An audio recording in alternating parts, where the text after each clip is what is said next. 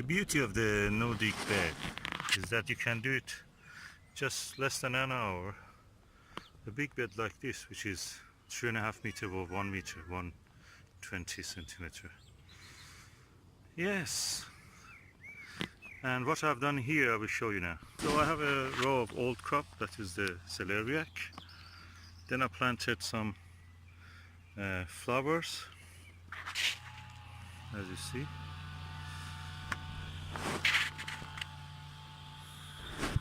So the flowers come all the way half the bed.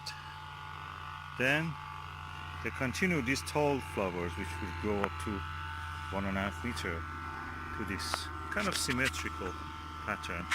Then I planted all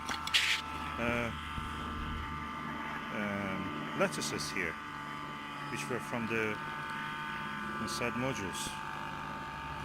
And in just one day, we prepared the bed. There was a gap between these two, and there was no more lettuce left. The plugs finished. So I planted 4 small plants that they will not grow very tall. So we will harvest these ones as we go. The weeds will be visible. I've already added compost here. You can continue to grow the stuff that we have and enjoy our raised beds. As you can see, flowers for pleasure, and the lettuce for eating. Food for